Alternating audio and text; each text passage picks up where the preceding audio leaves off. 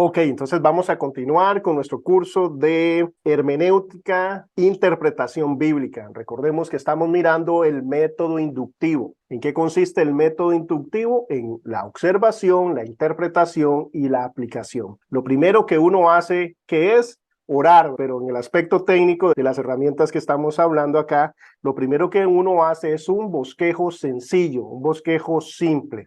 ¿Verdad? ¿Todos claros por ahí? Bosquejo simple. ¿Qué es el bosquejo simple? Leer varias veces el pasaje que vamos a estudiar, que vamos a enseñar. ¿Con cuál objetivo? Encontrar cuál es la idea principal, cuál es el tema de ese pasaje. Una vez que hemos identificado cuál es el tema de ese pasaje, la idea principal, ese va a ser nuestro título en nuestras propias palabras y también de acuerdo al grupo que vamos a enseñar. Pero siempre tiene que ser la idea principal del texto. Una vez que tenemos esa idea principal, nosotros vamos versículo por versículo y ¿qué vamos haciendo? ¿Dónde empieza una idea? ¿Dónde termina? Podemos ver como en el Salmo 1 que nosotros miramos, donde los 3 primeros versículos nos decía cosas que no hacía el hombre bienaventurado, cosas que sí hacía, luego cómo se miraba, luego el contraste con los malos, y así vamos subdividiéndolo. Eso es un bosquejo simple, es ir al texto y dividirlo por ideas. Eso es como mover el tronco. Ahí no hay preguntas ni nada, ¿verdad? Lo único que hacemos es leer y es comprensión de lectura. Yo entiendo que hace varios días que dejamos de ir a la escuela y al colegio, de la universidad, ¿verdad? Hace mucho tiempo que no estudiamos, entonces tenemos que volver a ¿qué? A familiarizarnos con todas estas cosas que muchas veces dejamos de lado y a veces nos cuesta, ¿verdad? Pero es simplemente practicar de nuevo. Y en este caso, el leer varias veces para encontrar la idea principal. ¿Cómo nos podemos ayudar cuando se nos complica en el texto encontrar cuál es el tema principal? Bueno, en ese caso vamos a recurrir a la ayuda que algunas Biblias tienen. Yo en mi caso, son 3 versiones que yo utilizo, pero físicas tengo la Biblia de las Américas, la Nueva Biblia de las Américas, y esta no tiene como muchos títulos ni nada, pero tengo también la Reina Valera del 60, y en esta sí hay subdivisiones por temas. Entonces, cuando vamos al pasaje, acá me va a hacer una división y me va a hablar acerca de cuál es el tema ahí, dónde se divide la idea. Entonces, ya viene dividido por estrofas y párrafos.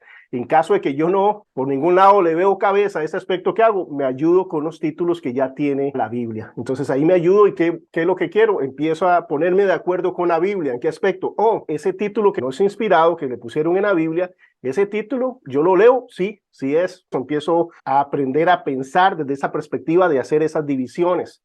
Y con la práctica ya usted no necesita ver los títulos en la Biblia, sino que usted mismo, usted misma ya puede mirarlos y analizarlo porque la Biblia fue escrita de corrido. A veces hay divisiones que no necesariamente son las que nosotros miramos o hay alguna división equívoca o diferente o según como estemos enseñando, ahí no dividimos el texto, ¿cierto? Pero la idea es que entremos en esa dinámica. ¿Todos claros con lo que es bosquejo simple o alguien tiene alguna duda en lo que es bosquejo simple? Ok, pienso que estamos bien por ahí. Y si no, ahí está mi WhatsApp, cualquier cosita, pero el objetivo de hacer las clases en vivo es ganar esto, que puede haber una interacción y nosotros juntos podemos identificar cada situación en la que estemos aplicando, cuando necesitamos ayuda en alguna idea que tal vez no la he expresado de la mejor forma, etcétera. Entonces tenemos lo que es bosquejo simple. Hay otro tipo de bosquejo que es el bosquejo de epístola. ¿Cuál es la diferencia del bosquejo de epístola?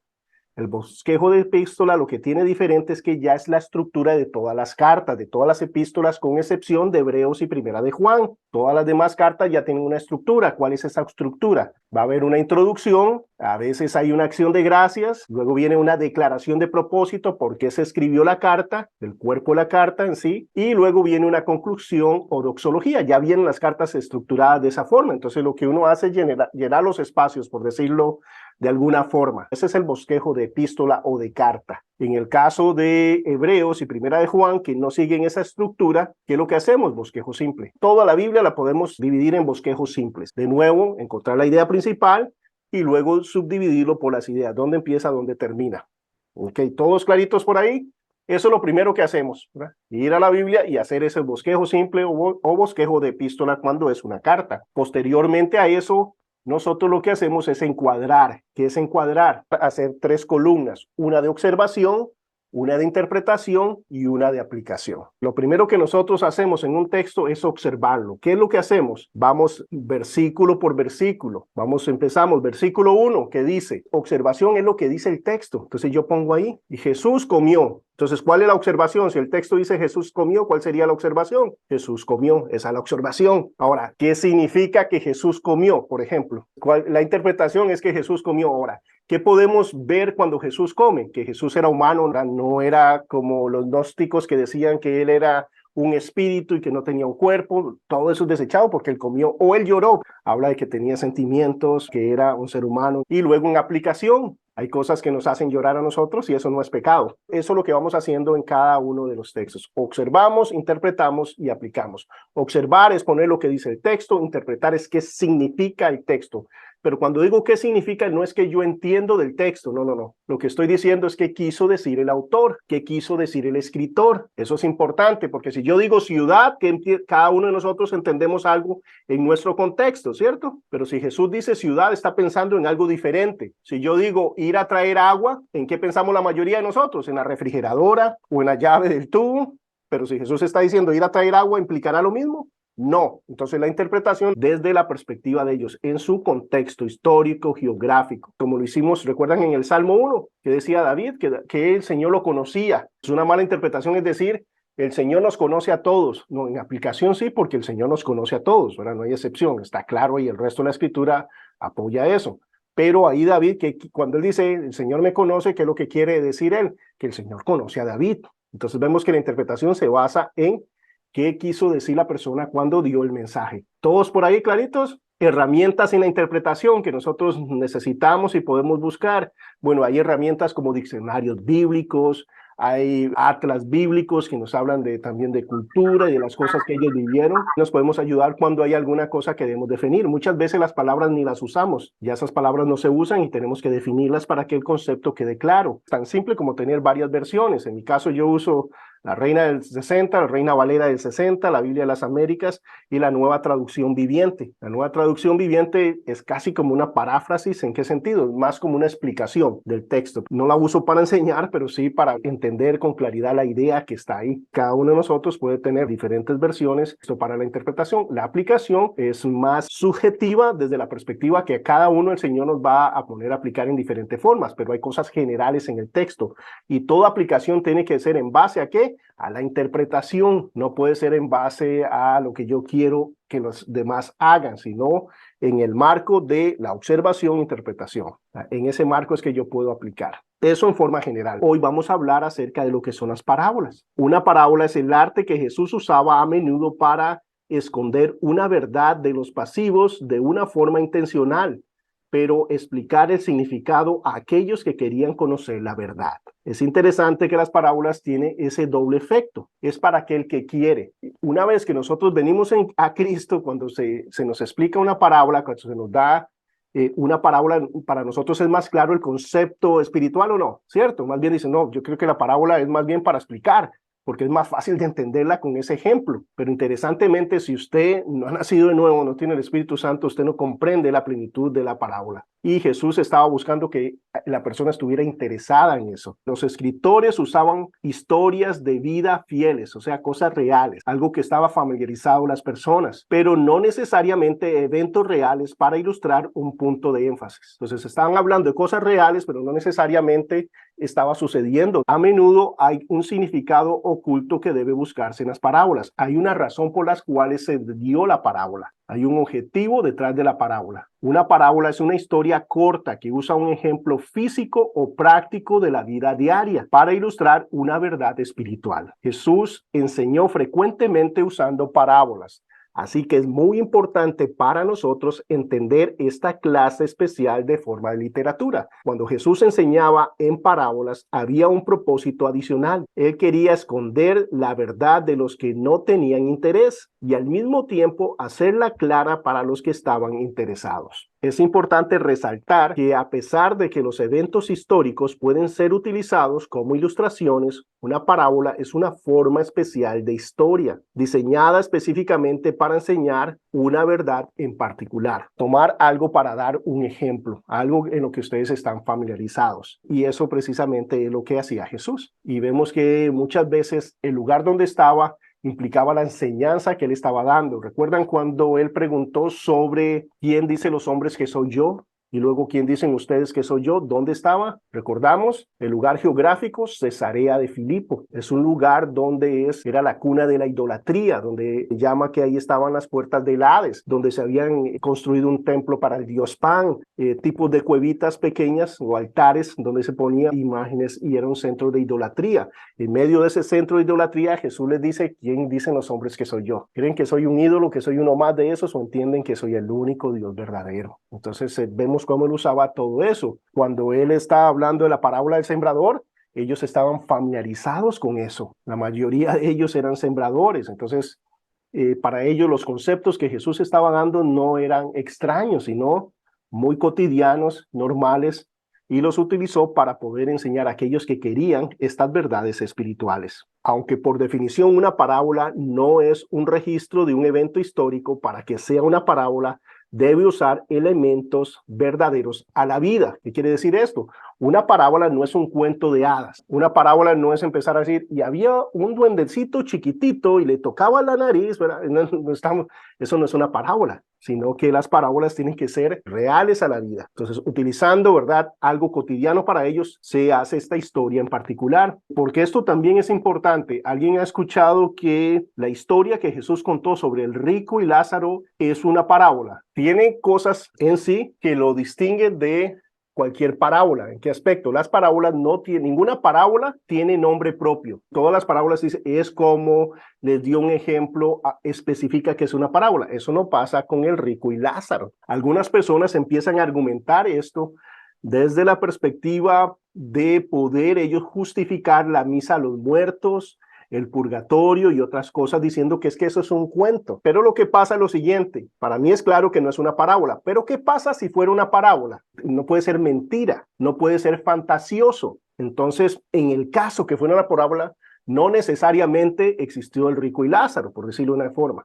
Pero lo que pasa cuando ellos mueren, sí tiene que ser verdad a la vida, tiene que ser lo que pasa cuando morimos. Entonces, ni aún así podrían justificar eso. Eso es lo que nosotros podemos ver cuando vemos las parábolas. Todas son verdades a la vida. Hay 4 pasos básicos para entender las parábolas. Esto es muy importante a la hora de nosotros interpretar. Hay 4 pasos básicos para entender las parábolas. Lo primero es comenzar con el contexto inmediato. Esto es vital porque se nos va a decir el marco por qué Jesús va a contar una parábola. Entonces se nos da el escenario por qué él dio este ejemplo. Cuando hablo de parábola puedo decir ejemplo. Jesús va a darnos un ejemplo. ¿En base a qué? A esta situación que él está enfrentando. En el caso de las 3 parábolas que nosotros vemos en Lucas 15, si van conmigo a Lucas 15, hay 3 parábolas ahí y todas tienen la misma introducción o el mismo contexto. Ahí vamos a ver la parábola de la oveja perdida, la parábola de la moneda perdida y la parábola del hijo pródigo. Las 3 tienen un mismo contexto inmediato. ¿Cuál es? Es el siguiente. ¿Con qué motivo se cuenta la historia? Esto es vital para entender la parábola. Me va a dar un ejemplo, pero en base a esto, es un ejemplo. Aquí no todos los detalles son importantes. Hay cosas que sí, hay cosas que no, porque es un ejemplo. Entonces, ¿con qué motivo se cuenta la historia? Bueno, Lucas 15, del 1 al 2, nos dice exactamente por qué Jesús va a contar estas 3 parábolas. Se acercaban a Jesús todos los publicanos y pecadores para oírle. Y los fariseos y escribas murmuraban diciendo, este a los pecadores recibe y con ellos come. Esta es la situación. Entonces, él le refirió esta parábola diciendo, ¿qué nos está diciendo? Que lo que viene es una parábola, no es una narración, es una parábola, es un ejemplo. Qué importante encontrar esto. ¿Cuál es el antecedente? Entonces, ¿cuál es la situación? Que los escribas, que los fariseos están murmurando. ¿Por qué Jesús está con los pecadores, con los publicanos? ¿Por qué los recibe? ¿Por qué come con ellos? Esta es la situación. ¿Cuál es la explicación del significado de la parábola? Vamos a ver que Jesús mismo explica o da el énfasis de cuál es la parábola. Al leerlo, nosotros vamos a buscar 2 cosas. Uno, ¿por qué se está diciendo? Y si Jesús lo explica. Ya vamos a tener un camino adelantado en eso. Por ejemplo, en la primera parábola, que es la parábola de la oveja perdida, en el versículo 15:7, Jesús concluye esta parábola de esta forma: os digo que así habrá más gozo en el cielo por un pecador que se arrepiente que por 99 justos que no necesitan arrepentimiento. Entonces nos enfoca, ¿por qué estoy con los pecadores? Porque yo quiero agradar y hacer la voluntad de Dios. ¿Está ahí para qué? Para que se arrepientan. Los va a confrontar con su pecado. ¿Cuál es el objetivo de él estar ahí? Que ellos procedan al arrepentimiento. Por esa razón es que está con ellos. Ahora, esto en realidad es algo particular del Mesías. Iba a venir a dar libertad a los cautivos, vista a los ciegos, a los cojos van, etcétera, etcétera. Desde una perspectiva judía, ¿quién eran los cojos, los ciegos y demás? Personas que eran pecadores. Entonces, si yo realmente quiero saber por qué está ahí, yo diría, wow, más bien esto es una señal de que sí es el Mesías, ¿cierto? Desde esa perspectiva, iría y miraba, pero ¿qué les está diciendo? ¿Qué es lo que está haciendo con ellos? Vemos acá que hay dos cosas importantes. Una, ¿por qué se está diciendo la parábola? Vital encontrarlo. Y otra, la explicación de la parábola. ¿Qué pasa si no hay explicación de la parábola? El por qué se está diciendo la parábola me va a ayudar montones para entender qué es lo que quiere decirme y por qué está dando el ejemplo. En Lucas 15:10, pero ahora hablando acerca de la moneda perdida, dice lo siguiente: así os digo que hay más gozo delante de los ángeles de Dios por un pecador que se arrepiente. Un pecador que se arrepiente. Es claro, ¿verdad? El énfasis ahí. Tenemos que estar con el mismo tema, el mismo énfasis, las tres parábolas. Entonces, a la hora de nosotros interpretar, ahí mismo está la información. En Lucas 15:32 ahora es la parábola del hijo pródigo. ¿Cómo concluye él? Dice, mas era necesario hacer fiesta y regocijarnos, porque tu hermano era muerto y ha vivido, se había perdido y es hallado. Vemos la figura del arrepentimiento constantemente. Entonces vemos que ahí mismo nos explica eso. Cuando Jesús interpreta una parábola, ese es el significado, ¿verdad? No hay que buscar nada más. Identificar el punto central de énfasis, sobre qué se enfatiza. Vamos a hacer un ejercicio. Lucas 15:4 va a hablar acerca de la parábola de la oveja perdida. ¿Qué hombre de vosotros, teniendo 100 ovejas, si se pierde una de ellas, no deja las 99 en el desierto y va tras la que se perdió hasta encontrarla? ¿Cuál cree que sea el énfasis ahí? ¿Cuál será el personaje principal, por ponerlo de otra forma? La oveja perdida.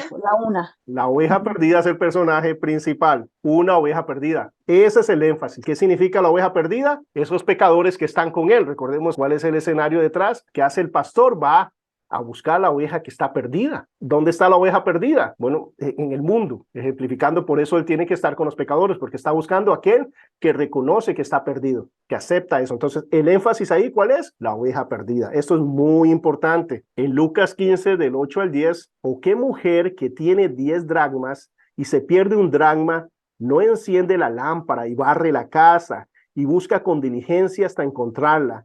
Y cuando la encuentra, reúne a sus amigas y vecinas diciendo, gozaos conmigo, porque he encontrado el dracma que había perdido. Os digo que hay más gozo delante de los ángeles de Dios por un pecador que se arrepiente. Entonces, ¿cuál es el énfasis acá? ¿Cuál es el personaje principal acá? El dracma que se perdió. El dracma que se perdió, ¿todos de acuerdo? La moneda perdida. Una moneda perdida es el énfasis. Cuando enseñamos que tenemos que enfatizar, la oveja perdida, la moneda perdida. Observe el contexto del pasaje. Debemos mirar antes y después de la parábola. Antes porque nos dice por qué se está diciendo la parábola.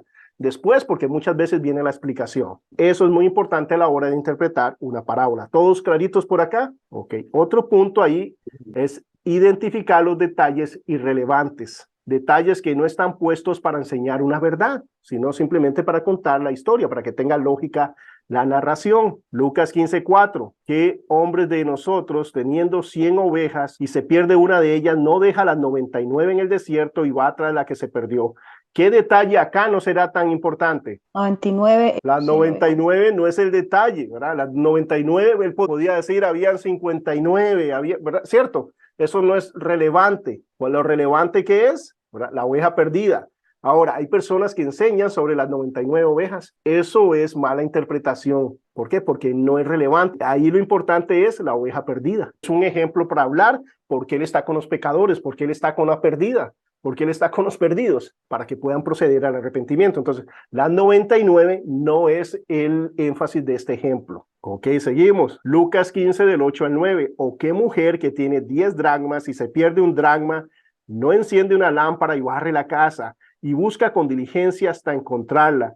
Y cuando la encuentra, reúne a sus amigas y vecinas diciendo, gozaos conmigo, porque he encontrado el dracma que había perdido. Las 9. Las La 9 que escoba le tampoco importante. Exacto, ese no es el foco del ejemplo. Ese no es por lo cual se dio el ejemplo, no es para hablar de las 9 que quedaron en las manos, no es para hablar de las 99 ovejas, porque lo que quiero dar, ¿qué es? El mensaje de Dios. ¿Por qué Jesús contó la parábola? ¿Cuál era la razón? Que lo estaban criticando, murmurando sobre él, acerca del que estaba con los pecadores. Por eso dio el ejemplo. Podríamos dar un mensaje sobre, ¿verdad?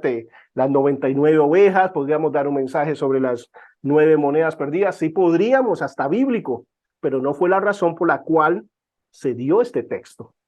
Entonces, como yo lo que quiero no es hablar yo o dar mi propio mensaje, yo me baso propiamente qué es lo que quería Jesús contarnos con esto. ¿Cuál es el énfasis de Jesús? Eso es una interpretación correcta del texto. Las 9 monedas que están a salvo no es el tema, no es el énfasis. Identificar los detalles que son relevantes, pero desde una perspectiva espiritual, Jesús está enfocándose en una verdad espiritual, que al leerlo, él la refuerza. Aquellos que fueron escritos con el fin de enseñar alguna verdad serán reforzados en el tema central. La necesidad del arrepentimiento es algo constante ahí. El Señor habla acerca del gozo por esa oveja que se encontró y cómo es igual al gozo que hay por un pecador que se arrepiente. Nosotros vemos que en la primera parábola concluye hablando del gozo en el cielo. ¿Por qué?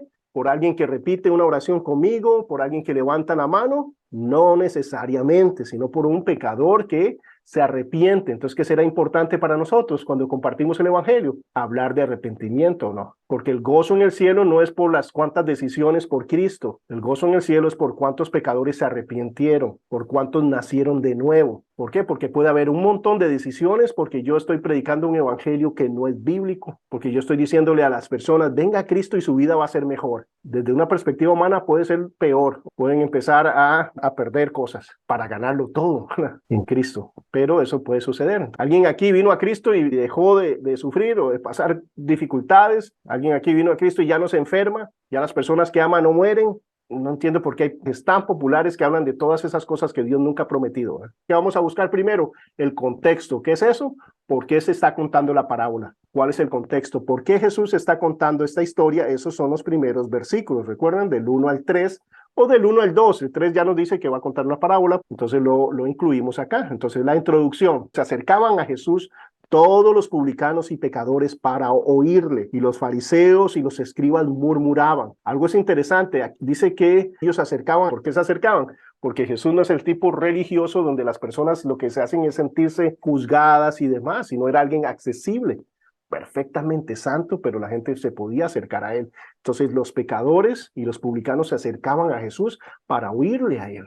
¡Wow! Los fariseos y los escribas están murmurando, diciendo, a los pecadores recibe y con ellos come. Y entonces le refirió una parábola diciendo. Entonces vemos que esa sería la introducción. Luego viene lo que es el desarrollo de la parábola. Estamos hablando solo la primera parábola, entonces serían los versículos del 4 al 6. ¿Qué hombre de vosotros, teniendo 100 ovejas, se pierde una de ellas, no deja las 99 en el desierto y va tras la que se perdió hasta encontrarla? ¿Por qué yo pongo todo esto como una observación?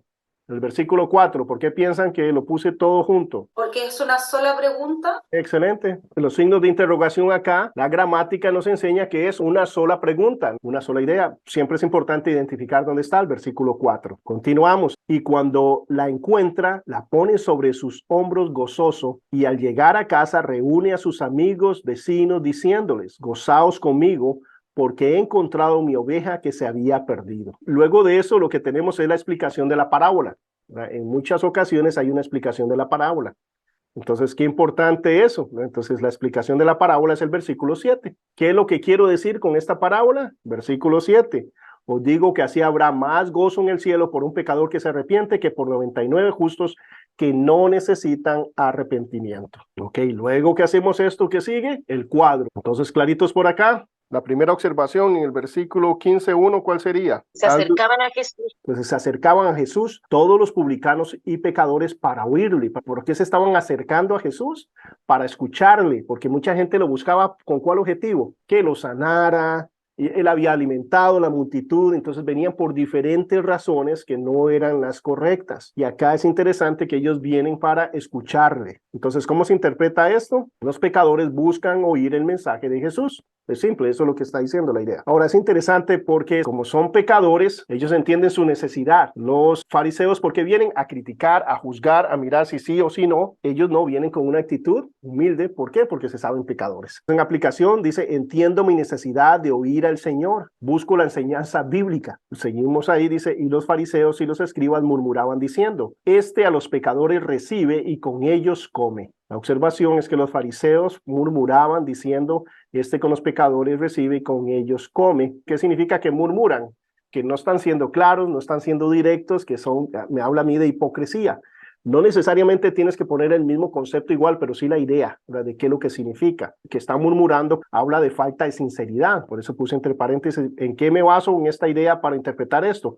En que están murmurando, ¿verdad?, diciendo entre ellos. Se creían justos aún más que Jesús. Ellos no se consideran pecadores y come con ellos. ¿Por qué será esto puntual que hacen referencia a comer con ellos? Porque comer es algo íntimo para ellos. Recordemos que la forma de comer ellos es que ponen un plato con varias cosas y todo el mundo mete la mano al mismo lugar. Es muy especial para ellos cuando se invita a comer a alguien. Lo hacen entre gente cercanos o que los valoran. Entonces, ¿cómo Jesús va a estar compartiendo con estos pecadores? Ahora, recordemos el Salmo de David, cuando miramos anteriormente que él aborrecía a los pecadores y demás. Pero ahora, en el caso de David, David no es el Mesías. David no puede cambiar a ninguno de ellos. David simplemente está diciendo, lo que yo puedo hacer, alejarme desde la perspectiva que me van a contaminar a mí. Yo no quiero ser partidario de la gente que en ese caso está hablando de aquellos que rechazan abiertamente al Señor. No es este caso, que más bien están viniendo a escuchar. Pero desde la mentalidad de los judíos es, se va a contaminar. Pero ¿qué pasa? Que el Mesías necesitaba estar con ellos para poder sanarlos. Y por eso Jesús les va a explicar el concepto de pecadores arrepintiéndose, de que esa es la labor del Mesías. Vino a salvar lo que se había perdido. Pero usted tiene que saberse perdido para poder inclinarse a ser salvo. Si usted cree que está bien, no va a buscar la salvación. En aplicación, no ser hipócrita, me creo superior a otros. ¿Cuál es la diferencia entre mi persona y alguien no salvo? La gracia de Cristo. Alguien aquí hoy no necesitó la misericordia del Señor nueva. Alguien aquí podría presentarse hoy por su justicia delante del trono de Dios. Necesitamos su misericordia y su gracia todos los días. Amén. Entonces debo entender que esto no es que yo sea mejor que nadie, sino que yo he abrazado la salvación y el camino que Él me ha dado. Es importante que yo no me sienta superior a otros. Y hace muchos años recuerdo que en esta iglesia había una muchachita que empezó a faltar y de la nada me dijo, Víctor, ustedes están saliendo a hacer evangelismo y cosas así. Yo quiero poner mi casa para que vayan y hagan una actividad en mi casa. Y yo, ¿está segura? Dice, sí, claro. Y yo, pero vamos a cantar, vamos a leer la Biblia, va a pasar eso en público. Sí, yo quiero hacerlo en mi casa. Entonces yo estaba feliz porque eso que implicaba que ahora ya se estaba comprometiendo o no. Todo el mundo alrededor de su casa y demás iba a decir, wow, esta muchacha es cristiana, van a empezar a mirar qué hace y qué no. Y yo, wow, qué bonito porque no ha estado siendo muy fiel y demás en la iglesia y ahora va a hacerlo. Entonces cuando compartí esto con el pastor me dijo que no, que era prohibido ir ahí. ¿Y por qué es prohibido? Dice, porque es pecadora. ¿Cómo vamos a juntarnos nosotros con ellos? Y yo, no, pero es todo lo contrario. Es que ella está dando un paso de santificarse porque va a ser notorio a toda la comunidad que ella es cristiana. Eso es humillarse para ella y le va a exigir. Pero él tenía otra visión. Pero me habla acerca de esto. ¿Creerse superior a los demás? ¿En serio? Tener una visión tan cerrada, tan legalista y no entender verdaderamente el propósito. Porque hay cosas en las que sí tenemos que guardar y abstenernos y cortar, etcétera. Pero en este caso, acá lo que vemos es que ellos están juzgando. Ni siquiera se están acercando para decir, ¿qué está haciendo Jesús con ellos? ¿Por qué está? ¿Será que está simplemente fiesta con ellos? Pero voy y veo que les está hablando de la Torá, de la palabra, del celo por el Señor, de arrepentimiento y ¡wow!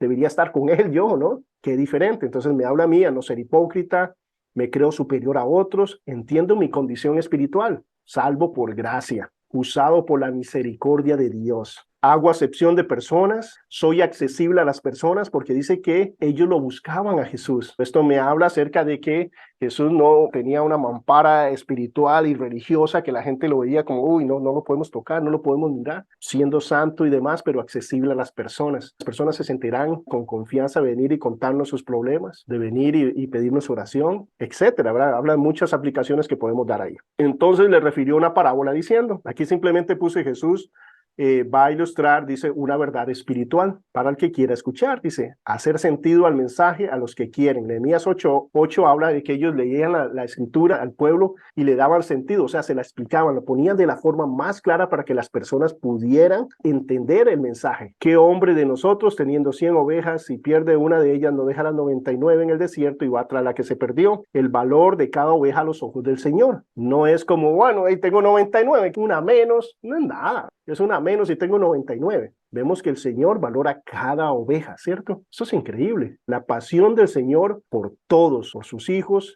su perseverancia por rescatarlos. Y acá puse sus hijos y debo corregir eso, porque ni siquiera está ahí buscando a quién, a una oveja perdida, alguien que era enemigo. Él vino y nos rescató a nosotros cuando estábamos muertos en los delitos y pecados. Él es el iniciador de la salvación, Él es el que está promoviendo todo esto, pero vemos su perseverancia por rescatar a los perdidos, como Él está ahí, buscando ¿qué? Que se arrepientan. Los que estamos en Él estamos seguros. Él nos buscó hasta encontrarnos. ¡Wow! Busco yo con perseverancia e insistencia a los perdidos. Hago yo lo mismo. Recibimos misericordia para dar misericordia. Fuimos rescatados para que ahora nosotros llevemos ese mensaje. Tenemos el ministerio de la reconciliación, dice la palabra de Dios. Estamos nosotros apasionados como el Señor está apasionado por nosotros. Y cuando la encuentra se goza. Bueno, ahí continuamos por razones de tiempo. Voy a leerlo rápidamente. Vemos que estoy poniendo en las observaciones el texto bíblico. Esa es observación. Entonces, solo lo que hago yo es segmentar el texto en muchas ocasiones porque hay varias ideas que quiero rescatar, pero es el mismo texto. En observación no es lo que yo entiendo, que pienso, que creo, sino que dice el texto. Recordamos que siempre es eso, abrir los ojos a lo que el texto dice. ¿Claritos por ahí? ¿Qué es observación? Ok, es lo que el texto dice. Excelente. Ahora, en interpretación, ya aquí empezamos con diferentes cosas. El contexto nos ayuda. ¿Qué significa el texto? Ahí buscamos ayuda. Tengo que definir una palabra. ¿Qué me dice acá qué significa esto? ¿Cuál es el énfasis? Entre más palabra conozcamos, más fácil es interpretar, porque me permite decir, no puedo decir esto. Por ejemplo, yo no podría decir que es que a Dios no les interesan las 99. Si se está interesando por una,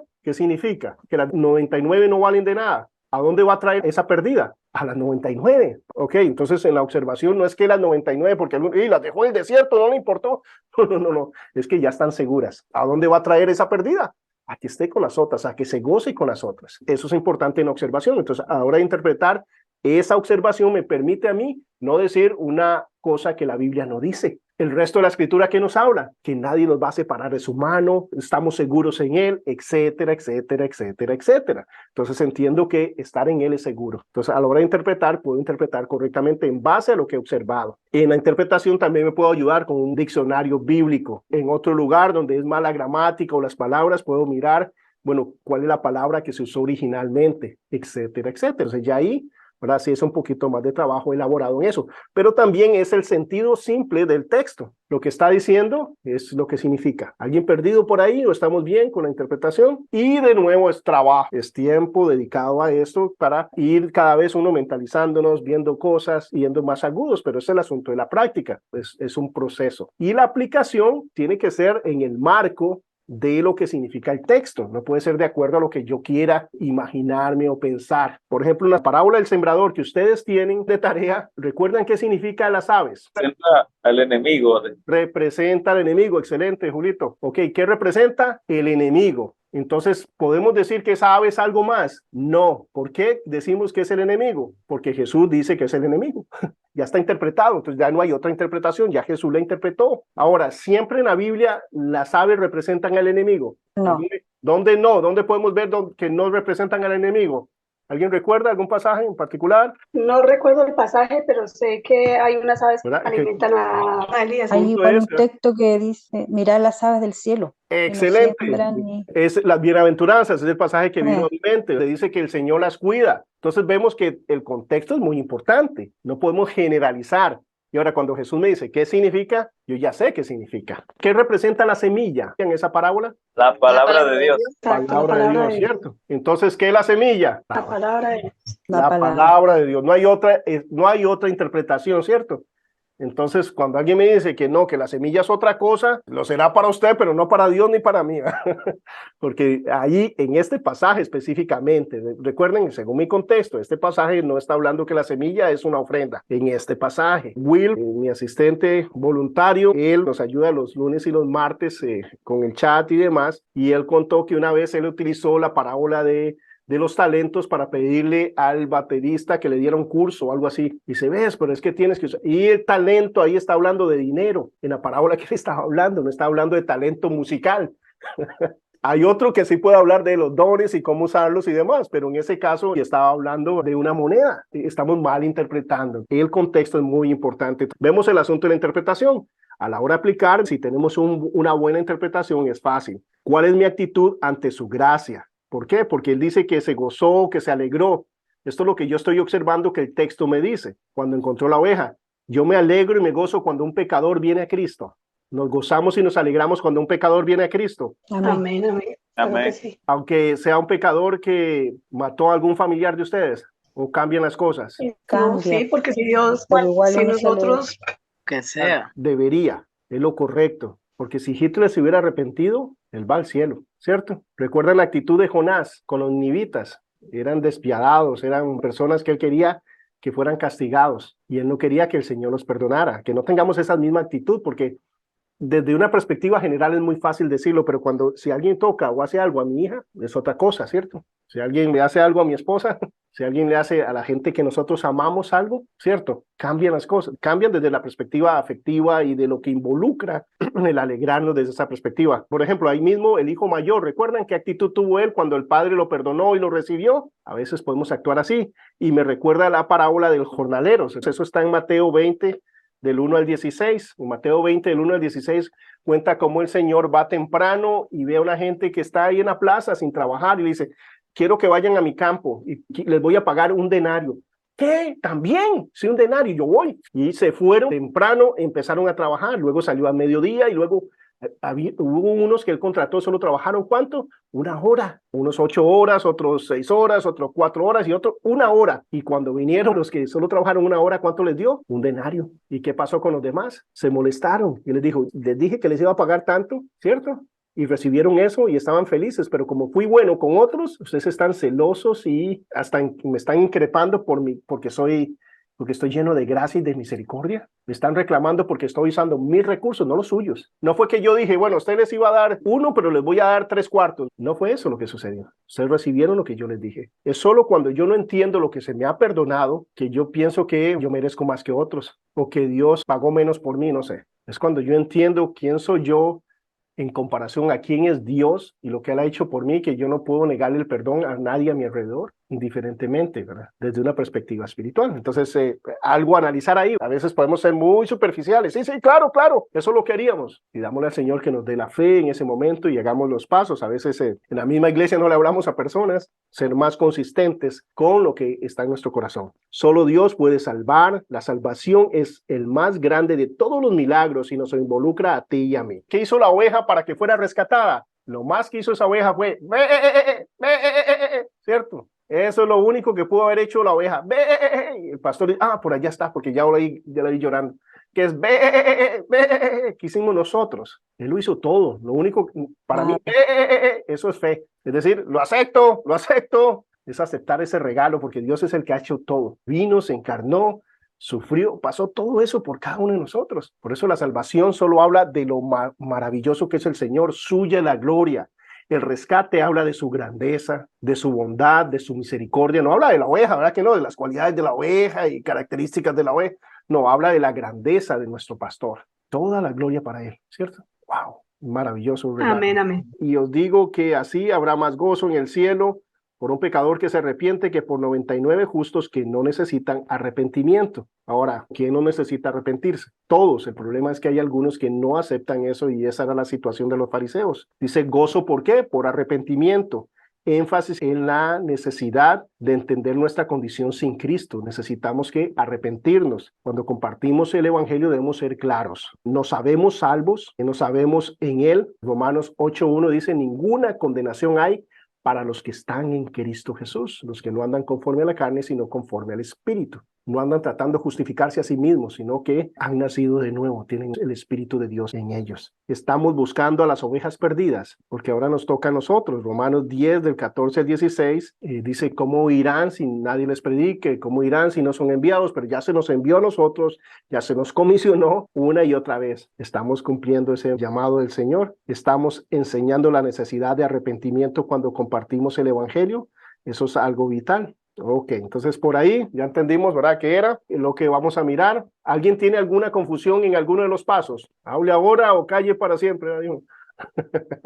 Excelente, todo excelente. Ok, si hay alguien con dudas, no hay problema. Esa es la idea de la clase en vivo, poder compartir y poder sacar dudas.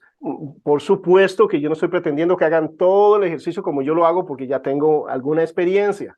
Entonces ya mi mente ya está acostumbrada a hacer este tipo de ejercicio.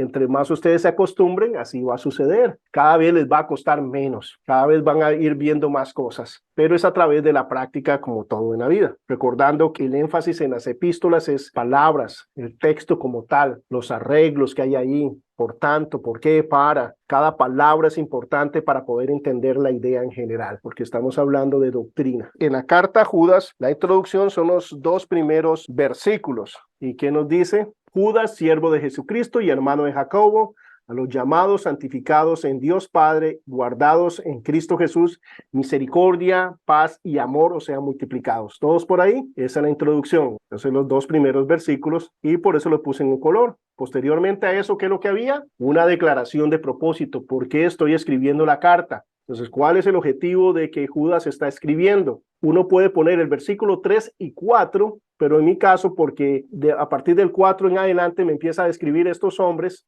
que están infiltrados, por eso los separé, pero puede ser que cuando estemos hablando acerca de lo que es la declaración de propósito, pongan el versículo 3 y 4. Estaría correcto también. ¿Qué dice el versículo 3? Amados, por la gran solicitud que tenía de escribirlos acerca de nuestra común salvación. Quería hablar de la salvación, pero no pudo. Me ha sido necesario escribirlos exhortándoos que contendáis ardientemente por la fe una vez dada a los santos. Voy a tener que hablar acerca de contender por la fe. Mi objetivo era hablar acerca de la salvación común, pero voy a tener que hacerlo. Miramos eso en el texto. Sí, amén. De la declaración de propósito. Del 4 al 7 nos va a describir un poco a estos hombres y también nos va a dar ejemplos de juicios sobre hombres que actuaron de la misma forma en el pasado, aunque estaban infiltrados. La primera porción que yo tomé del texto es del versículo 4 al 7, recordándoles que el 4 puede estar dentro de la declaración de propósito, porque algunos hombres han entrado encubiertamente, los que desde antes habían sido destinados para esta condenación, hombres impíos,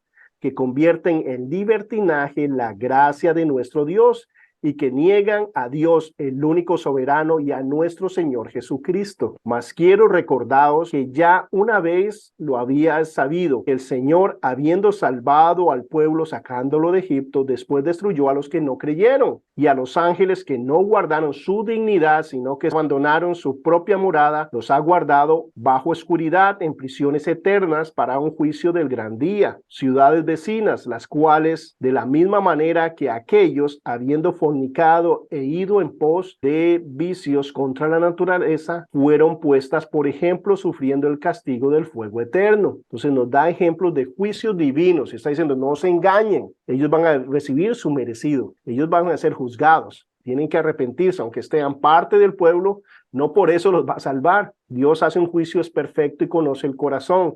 Y acá, aunque a usted les esté yendo muy bien y haciendo dinero y todo el mundo los ame y toda la gente piensa que son buenos, Dios va a juzgar.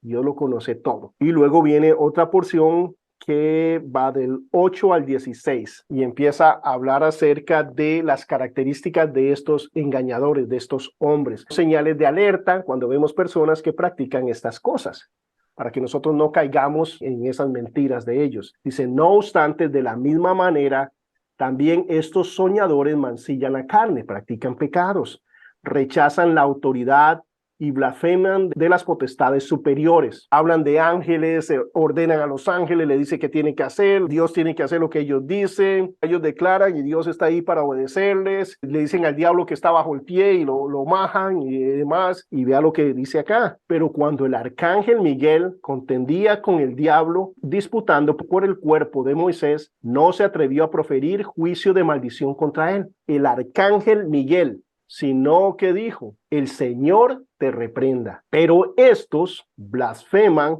de cuantas cosas no conocen, y en las que por naturaleza conocen, se corrompen como animales irracionales. Hay cosas que hacen en su ignorancia y cosas que saben que están mal y aún así las hacen por el placer, por la satisfacción personal que ellos reciben. No les importa. Ay de ellos, porque han seguido el camino de Caín y se lanzaron por el lucro en el error de Balaam. El dinero los atrae y perecieron, dice, en la contradicción de Coré. Vemos que rebeldía hay en ellos. Este tipo de personas no se sujeta a nada. Por ejemplo, ¿quién ha puesto el Señor en autoridad dentro de la iglesia? Sabemos que la cabeza es Jesucristo, pero ¿quién en la autoridad después de Jesucristo en la iglesia? Pastor. El pastor. El pastor, no dice el profeta, no dice el apóstol, no dice el misionero. ¿Quién dice? El pastor. Pero hay hoy personas llamándose apóstoles, profetas y demás, que ellos dan las órdenes a los pastores. Ellos le dicen: pastor, ¿quiere la bendición? Venga donde mí, que yo soy el profeta de profetas, soy el pastor de pastores. Hasta venden bendiciones y demás, y se enriquecen con eso. Bueno, no es el orden bíblico, no es lo que miramos, y no se sujetan. Usted no le puede decir: ¿quién es su pastor? ¿A quién le da usted cuentas? ¿Cómo a cuentas? ¿A qué? Soy el ungido. Todo eso nos habla de que son personas que no son verdaderos siervos del Señor. Estos son manchas en vuestros ágapes, que comiendo impúdicamente con vosotros, se apacientan. ¿A quién? ¿Cuál es la figura de un pastor? Apacentar a las ovejas, alimentar a las ovejas. ¿Qué le dice Jesús a Pedro para confirmarlo 3 veces? Apacienta mis corderos, cuida mis ovejas. ¿Qué es lo que hace un pastor? Llevar las ovejas a un pasto verde. Las ovejas, usted sabía que no saben alimentarse por sí mismos, los animalitos. Es interesante, dependen de su pastor para encontrar el alimento. Bueno, nosotros necesitamos alimentar a las ovejas, ¿cómo? Espiritualmente. Someternos al Señor, buscar el consejo de Dios para dar consejo bíblico, para motivar a las personas a tener una relación fuerte con el Señor, para enseñarlos a depender directamente del Señor. Pero, ¿qué es lo que pasa con estos hombres? Comen impúdicamente con vosotros, se apacientan a sí mismos. Es como aquel que habla, ¿verdad?, el evangelio y la prosperidad, y el único que prospera es el pastor, ¿verdad? El único que prospera es él. Claro, y abusando de todos los demás, diciéndole, vendiendo milagros. El Señor va a sanarlo, pero tiene que pactar. ¿Qué es pactar? Caminar en integridad, caminar conforme a lo que Dios quiere. No, mandarme una ofrenda a mí, y tiene que ser a mí, ¿verdad? Si quiere la bendición y en este momento, etcétera. Todas esas manipulaciones, eso, ¿verdad? Para personas que están en la palabra de Dios, no debemos caer en toda esa basura, en toda esa mentira, comercializando milagros. El Señor puede sanar a su familiar, pero usted tiene que dar un paso de fe. ¿Qué es dar el paso de fe? No es santificarse, no es entregarse más, ni siquiera es ayudar a un pobre o a la gente. No, es darme una ofrenda a mí. Eso es pactar con Dios. Y se atreven inclusive a pedirle a la gente que lo haga con tarjetas de crédito. ¿Es en serio? Así es. Wow, es lamentable, pero ya estaba escrito. Ahora, parece que lo estuvieran escribiendo ayer, ¿cierto? Es muy fácil caer en esas cosas. Es una advertencia a nosotros, sujetarnos del Señor para no ser parte de estas cosas, para no ser nosotros los que nos dejamos seducir por el dinero, por el sexo, por todas estas cosas que humanamente nos atraen. ¿Alguien aquí quiere ser pobre? Levanten la mano conmigo. No, ¿alguien aquí quiere estar limitado? No. ¿Quién quiere ser millonario? Y si me toca, digo yo. Todos queremos eso humanamente, pero nuestros valores deben ser diferentes porque son del reino. Debemos estar contentos donde estamos, pidiéndole a Dios y que Él sea el que nos prospere. Y yo me alegro si un siervo de Dios le va muy bien, pero que sea porque Dios lo está bendiciendo y no porque Él está extorsionando a las personas y enriqueciéndose de una forma que Dios no nos ha llamado a eso. Ellos se apacientan a sí mismos. ¿Cómo los miran? Son nubes sin agua. O sea, se miran majestuosos, te prometen de todo, se miran como que ellos son los que están súper conectados y tienen esta unción y demás, pero están vacíos, no hay esencia, no dan carne. Nos hablan de una forma tan preciosa, tienen una facilidad de palabras increíbles y desarrollan labia y todo el mundo se siente tan motivado y demás, pero no están hablando de cosas esenciales, no dan doctrina, dan pura motivación. puro positivismo. ¿Quién no le gusta que le diga, hey, usted sí, usted es el mejor, este es tu año, y enfocándose en elevar el yo? Pero estoy predicando y esto era leer nada más la idea que estaba acá. Bueno, nubes sin agua, llevados de acá para allá por los vientos, árboles otoñales sin fruto, 2 veces muertos, desarraigados. ¿Recuerdan el árbol en el Salmo 1? Con raíces fuertes en el agua viva, en el Señor, que estaba firme, que no se mueve. Estos son árboles desarraigados, ¿verdad? Se mueven, van de aquí para allá, por todas partes. Fieras ondas del mar que espumean su propia vergüenza, estrellas errantes para las cuales está reservada eternamente la oscuridad de las tinieblas.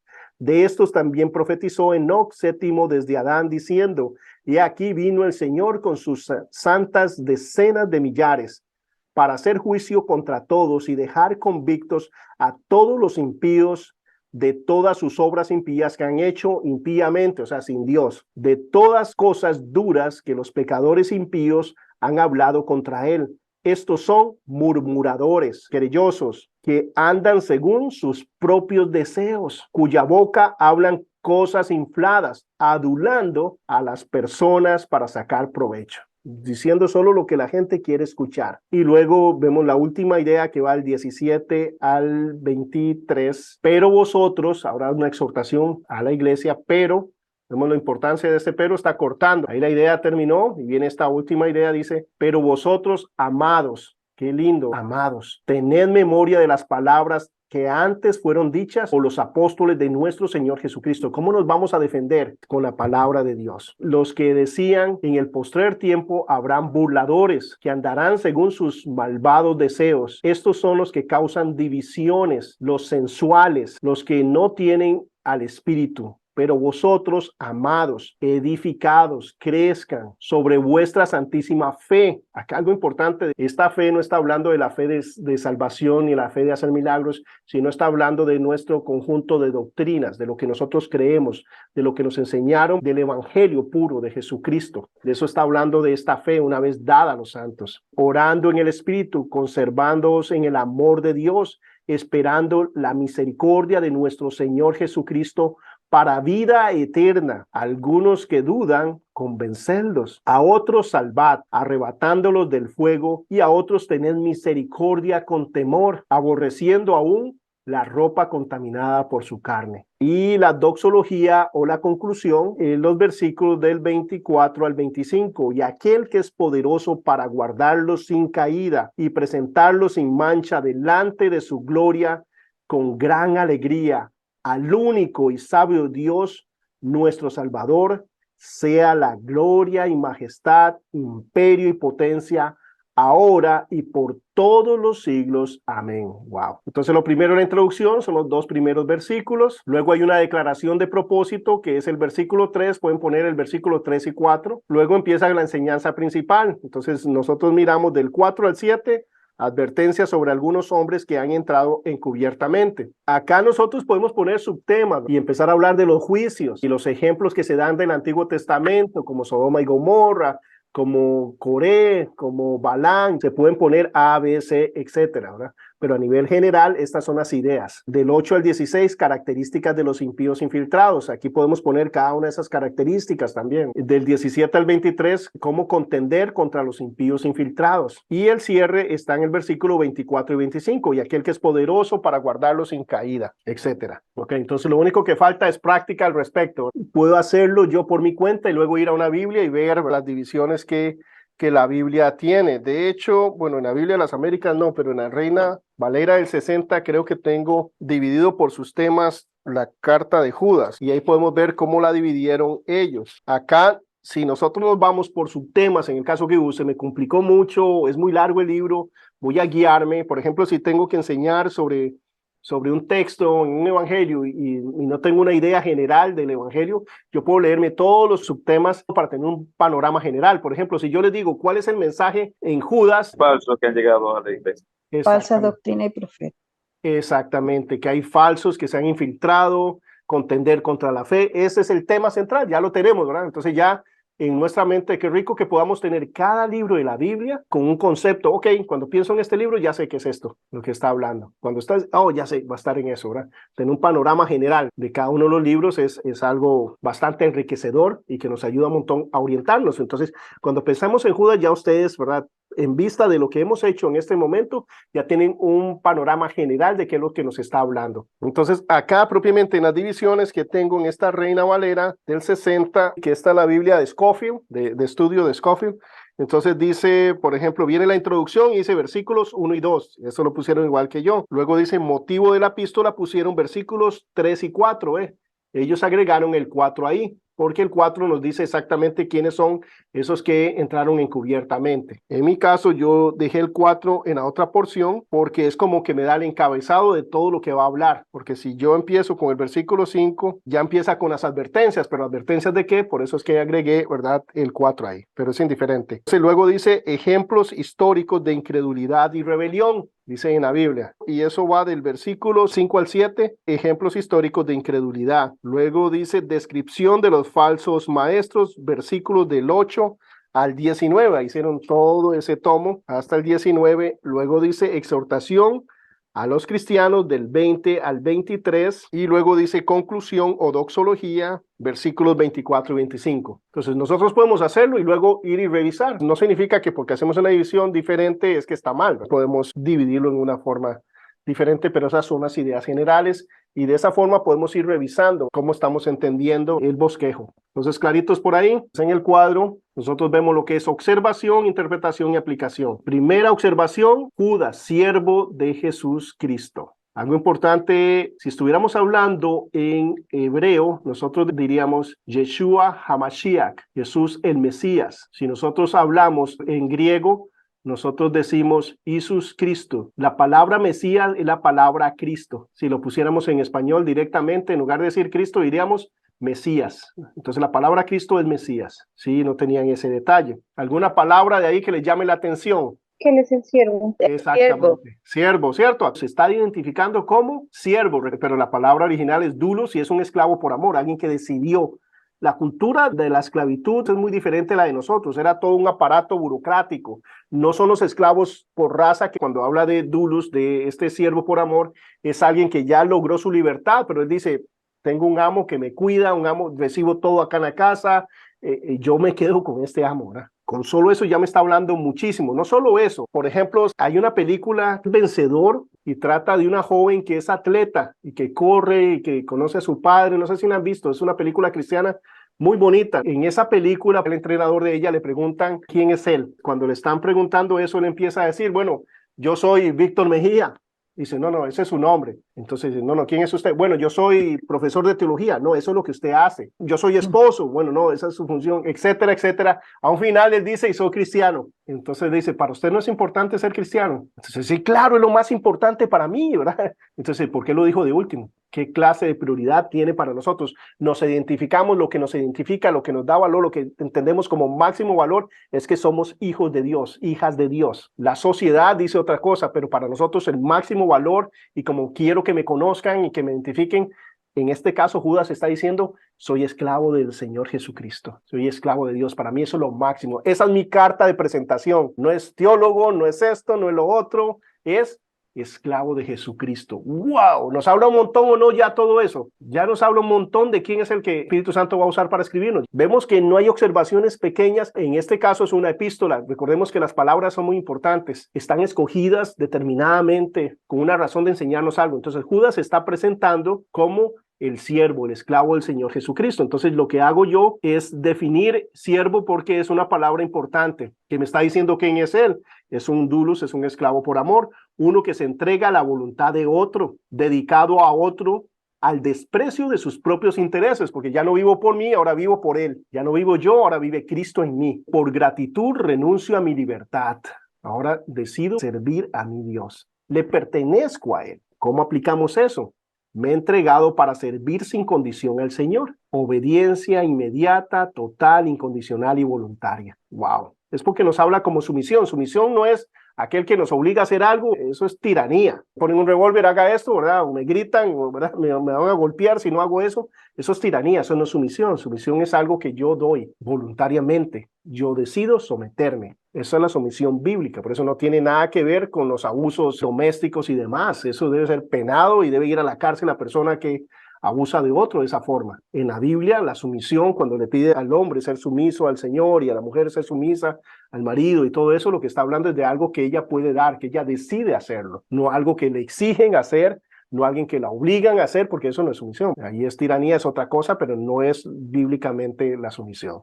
En este caso, Judas se está entregando, se está sometiendo, pero ni yo estoy sometido al Señor. Pero miramos que no me estoy saliendo del tema. Sí, lo que me interesa es que veamos que no me estoy saliendo del tema, ¿verdad? Simplemente estoy definiendo un concepto que está ahí. Ahora continuamos, y ahora lo que Julio estaba rescatando dice hermano de Jacobo. Algo importante es quién es Jacobo, porque él hace referencia a Jacobo. Jacobo de Santiago. Y Santiago es medio hermano de Jesucristo. Es donde tenemos la epístola de Santiago. Por lo tanto, Judas es medio hermano del Señor Jesucristo. Ahora, si yo soy medio hermano del Señor Jesucristo, ¿ustedes creen que ustedes no sabrían? Solo eso hablaría, ¿no? Soy del linaje de Jesús. Solo eso hablaría yo. No sé, como tico, yo presumo de todo. Es más, cuando yo no puedo presumir de algo mío, ¿saben qué hago? Presumo de lo que tiene un amigo. Y una de las cosas que nosotros podemos mirar ahí es que Judas no es de esa forma. Podemos hacer todo un estudio para llegar a la conclusión de que este Judas es el medio hermano del Señor Jesucristo, porque hay varios Judas en la Escritura. Tienes que hacer el ejercicio de hacer todo lo que corresponde para poder identificarlo. Medio hermano del Señor Jesucristo. En Marcos 6:3 nos habla de que Jesús tenía un medio hermano. ¿Por qué decimos medio hermano? Porque Jesús procede del Espíritu Santo. Y en el caso de Jacobo, Judas y Santiago, ellos son hijos de José y María. En Marcos 6:3 dice, ¿no es este el carpintero, hijo de María, hablando de Jesús, hermano de Jacobo, o sea, de Santiago, de José y de Judas y de Simón? Y luego habla de las hermanas también, ¿verdad? Pero vemos que nos habla de Judas en cuanto a esa referencia. Una aplicación rápida me habla de humildad y de menguar. A mí me encantaría que el cristianismo fuera como Jesús y yo. El dúo dinámico. ¿Quién contra nosotros? Jesús y yo. ¿Quién viene? ¿Quién quiere?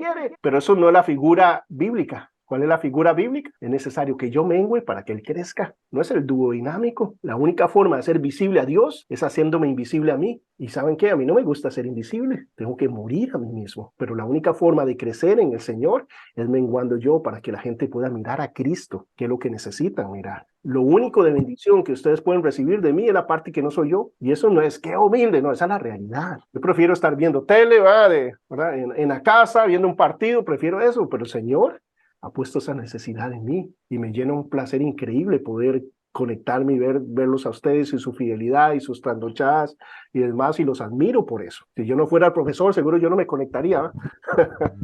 Entonces dice, a los llamados, santificados en Dios Padre, guardados en Jesucristo, llamados, santificados, guardados. Esto es un pasado imperfecto, porque dice llamados, ya fuimos llamados, no es que vamos a ser llamados, fuimos llamados, fuimos santificados, fuimos guardados, pero es una acción continua. Seguimos en nuestro llamado, estamos en el proceso de la santificación, somos guardados por el Señor. Me habla acerca de llamados, o sea, tengo un propósito. Pablo dice, por la gracia de Dios soy lo que soy, en 1 Corintios 15:10. Es un proceso, la santificación. Filipenses 1:6, Pablo nos dice, el que empezó la obra en ustedes, la va a terminar. Estoy persuadido de eso. Luego nos habla acerca de la protección y acá me dice protección para guardarlos sin caída en Judas 1:24. Todos los aspectos que se hablan acá, llamados, santificados y guardados, está hablando desde una perspectiva espiritual. ¿Guardados para qué? Para la vida eterna, guardados en sus manos, protegidos, para que no nos alejemos de Él, para guardarnos sin caída. Ya pasó, pero la culminación se va a cristalizar en el cielo, cuando ya tengamos cuerpos glorificados y demás. La tarea va a ser Marcos 4, del 1 al 20, que es la parábola del sembrador y que tiene ya la interpretación ahí mismo.